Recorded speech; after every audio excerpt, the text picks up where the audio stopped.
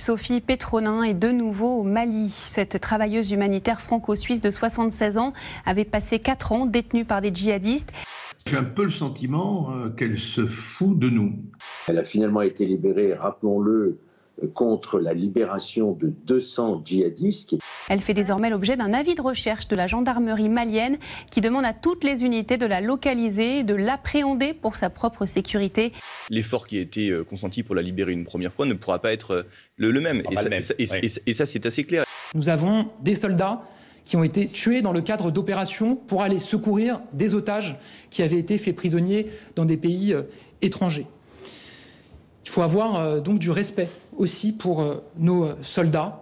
Pendant combien de temps encore on va être les cocus de Mme Petronin ? La France carrément. Bien sûr. Ah oui. Enfin, qui va aller perdre la vie pour cette bouffonne ? Non, mais enfin, qui va aller perdre la vie pour cette bouffonne ?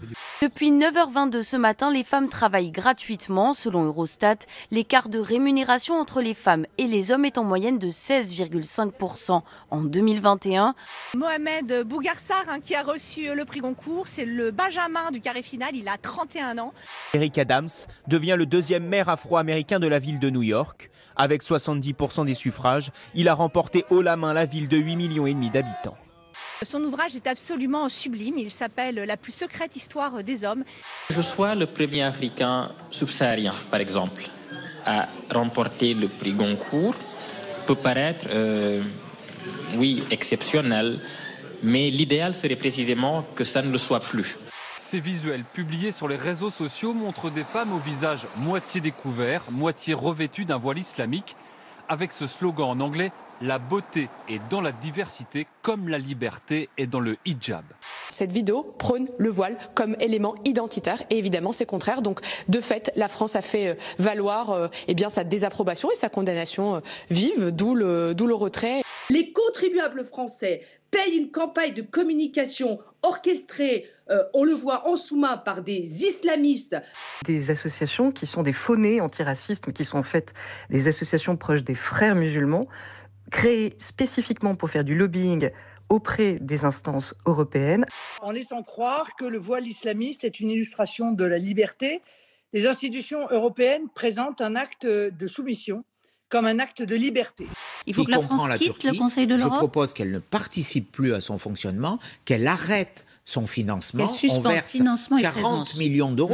Tous les 18 juin, on allait devant le monument. Eh bien, il y a un type qui s'est mis à cracher sur ces gens-là. Moi, je ne l'accepte pas. Voilà ce qui me distingue. Vous voulez une distinction ? Ouais. Je vais le surnommer le maréchal Zemmour, parce qu'il défend le maréchal Pétain. Voilà, ça lui fera du bien.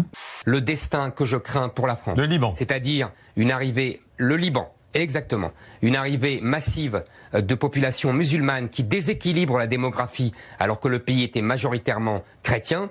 Avec un pays désormais en banqueroute, se nourrir est devenu au Liban un combat de tous les jours. Dans cette épicerie, 2 fois moins de clients, 2 fois moins de denrées également, parce que les prix de vente s'envolent.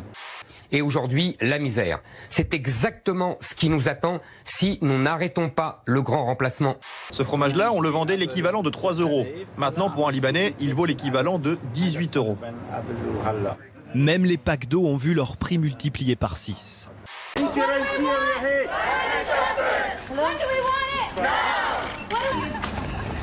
L'essence, un prix qui a été multiplié par 8 ces derniers mois. On a fait les calculs, ça représente 8 € le litre. That'll come next, yes?